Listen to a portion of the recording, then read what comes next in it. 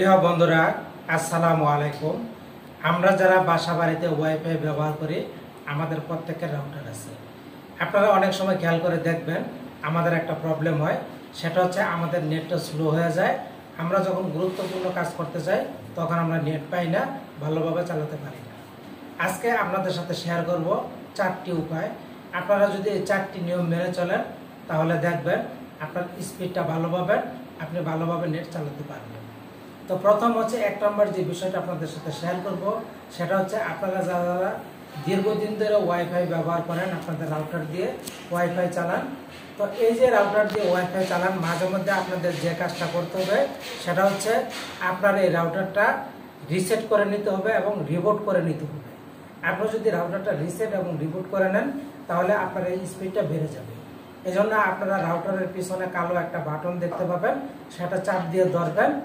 চাপ দিয়ে ধরলে দেখবেন যে এটা রিসেট হয়ে যাবে। তারপর আবার বাতি জ্বললে রিসেটের কাজটা কমপ্লিট হয়ে যাবে।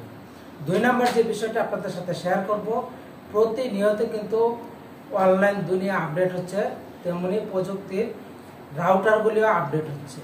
তা আমরা যে কাজটা করি, আমরা আমাদের রাউটারকে আপডেট করি না, যার কারণে আমাদের স্পিডটা ভালো পায় না। আপনাদের যেটা করতে হবে সেটা হচ্ছে আপনাকে আপনার রাউটারের যে ফার্মওয়্যার আছে, ফার্মওয়্যারটা আপনাকে আপডেট করতে হবে। তাহলে রাউটারের যে নতুন ভার্সনগুলি আসবে, আপডেট আসবে, সেই আপডেটটা আপনার ফার্মওয়্যার আপডেটের কারণে হয়ে যাবে। এতে করে আপনি স্পিডটা ভালো পাবেন। 3 নম্বর যে বিষয়টা আপনাদের সাথে শেয়ার করব, সেটা হচ্ছে আমরা যারা দীর্ঘদিন ধরে ওয়াইফাই ব্যবহার করি, আমাদেরকে কিন্তু কেবলের মাধ্যমে লাইন দিয়ে থাকে আইএসপি।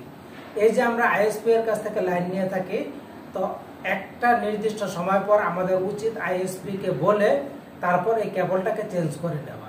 কারণ কেবলটা দীর্ঘদিন ব্যবহার করার কারণে কিন্তু আমাদের নেটটা স্লো হয়ে যায়, কেবলটা আগের মতো কাজ করে না। এবং সর্বশেষ 4 নম্বর যে বিষয়টা আপনাদের সাথে শেয়ার করব, সেটা হচ্ছে যে একটা বিষয় আপনারা খেয়াল করে দেখবেন যে বাংলাদেশের সব জায়গাতেই সন্ধ্যার পর থেকে নেট স্পিডটা ভালো পাওয়া যায় না, নেটটা স্লো হয়ে যায়। এটা হচ্ছে তখন নেটের যারা ইউজারকারী, তখন ইউজারকারী কিন্তু অনেক বেড়ে যায়, যার কারণে নেটটা স্লো হয়ে যায়। আপনারা চেষ্টা করবেন আপনাদের বিশেষ গুরুত্বপূর্ণ কাজগুলি অফ পিক আওয়ারে করতে। যেমন রাত 12টার পর থেকে কিন্তু নেট ব্যবহারকারীর সংখ্যা কমে যায়। তাহলে আপনাদের যেটা করতে হবে, রাত 12টার পরে গুরুত্বপূর্ণ কাজগুলি করবেন, সন্ধ্যার দিকে কম গুরুত্বপূর্ণ কাজগুলি করবেন। এই নিয়মগুলি যদি আপনি মেনে কাজ করেন, তাহলে দেখবেন যে আপনার নেট ভালো থাকবে, আপনি স্পিডটা ভালো পাবেন।